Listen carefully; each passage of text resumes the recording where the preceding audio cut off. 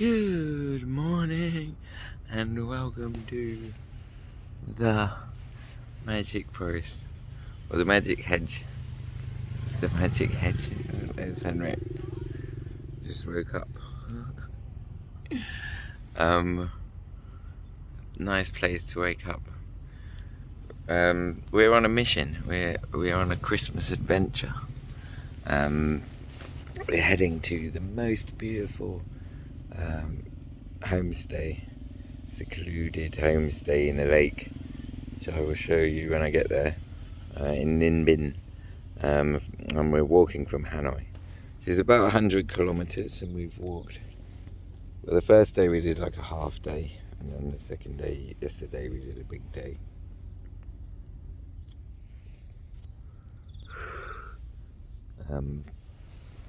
But we're doing about 20 kilometers a day.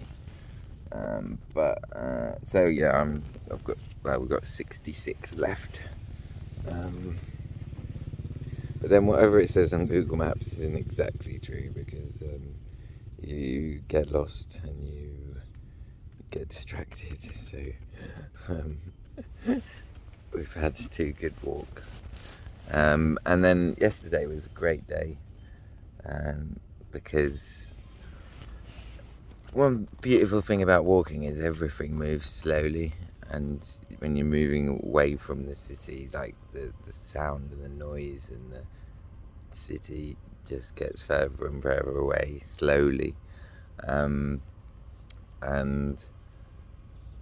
that's a beautiful thing. If you're in a car, you go out the city, you don't notice it. And then we did like a 4 days walking, and the first part was like just like a busy city road leaving the city, and then suddenly we turned off and there was this killer long road. It was just this straight road, but it was going in exactly the right direction, like southeast, and I would say southwest. Better get it right.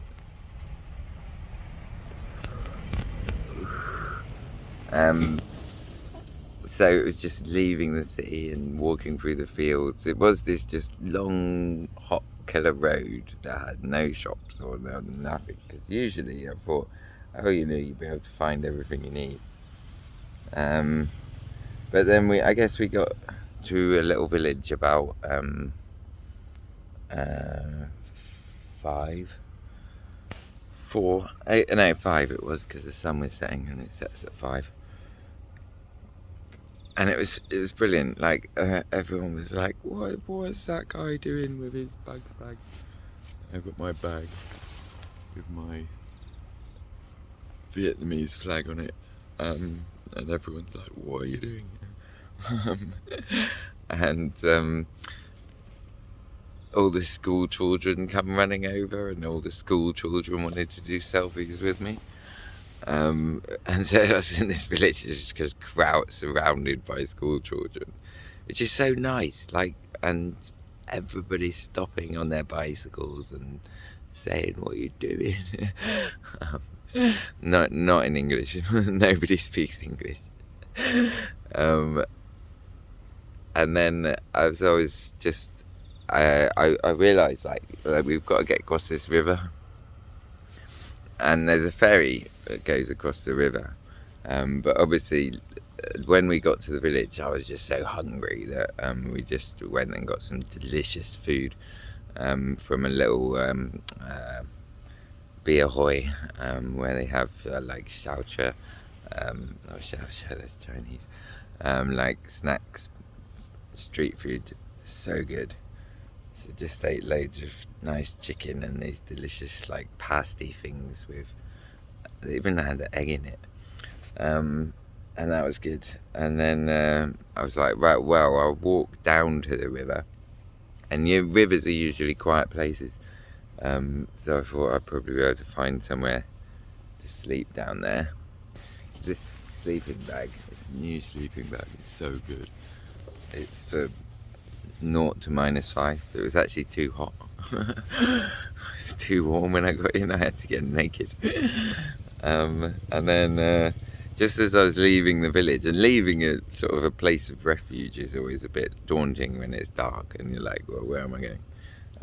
But then there's these people sat around a fire, like the villagers sat around the fire. And as I walk past, one guy, he comes, come on. And like this old guy just sort of pats a chair next to him around the fire. And I'd already almost walked past, and I was like, oh, actually, yeah, I'd like to sit down around the fire with these guys. And they were all eating corn and just wondering what I was doing. I was saying, I'm walking to Ninbin. And then people don't really understand why anyone would want to walk to Ninbin. Hiking is not really a pastime, popular pastime. And it was just so nice, like the end of a nice day, just sitting around a fire, eating corn with all the local people. And they just kept on giving me food. Like people just kept on handing me things to eat. And so I've got some delicious jerky, like home cooked jerky that someone gave me. In fact, I've got too much food. So I've got a bag of food, but it doesn't fit in my bag.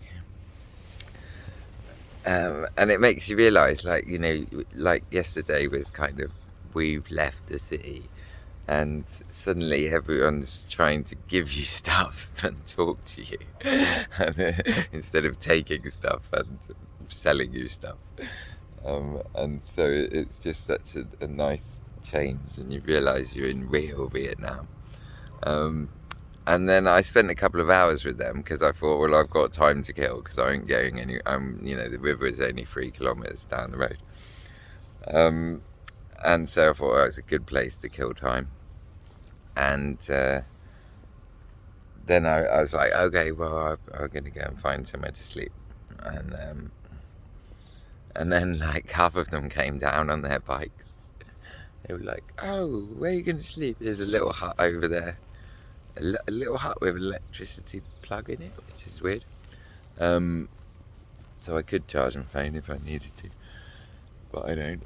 And then they came down, and then I was they were like, you sleep there, sleep there. I'm like, it's okay, thank you. I just, you know, wanted them to kind of go so I could check out the area, find a good spot. I found this lovely hedge. It's just so nice. Oh, it's so comfortable, just fits your back just perfectly. So I had a good night's sleep because I've been walking, eating well. And I was just lying there, and then had a little bifter, looked at the stars, just thought, oh God, I'm just so happy to be sleeping in this ditch.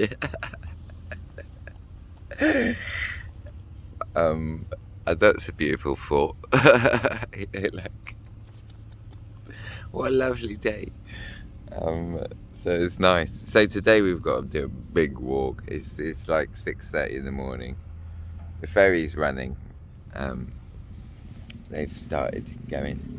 But I mean, the only problem is you think of rivers as being like a quiet place to sleep, but actually.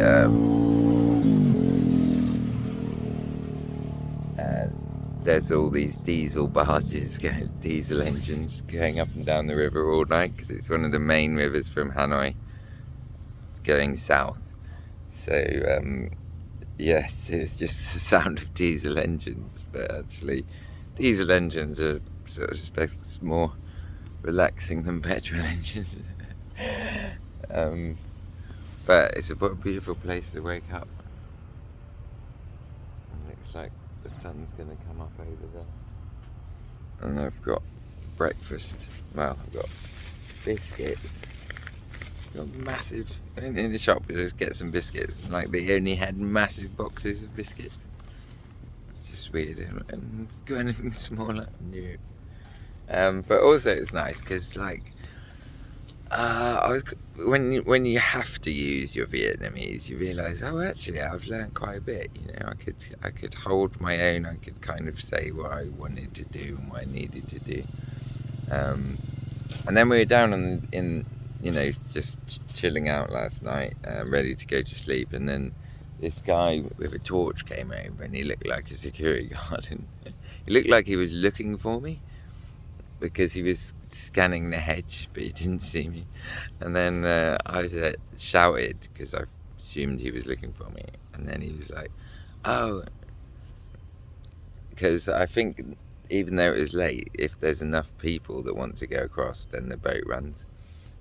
So then he was like, die, come over, get on the boat. And then I was like, oh, no, I want to go to sleep. I want to go to sleep for 5 hours. And then he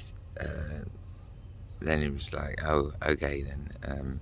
So I assume that the villagers had told him, there's a white guy in the ditch, and he wants to go on the boat, because he'd come to tell me that the boat was going. But that was like maybe 10 o'clock. But so I was like, now I'm settled.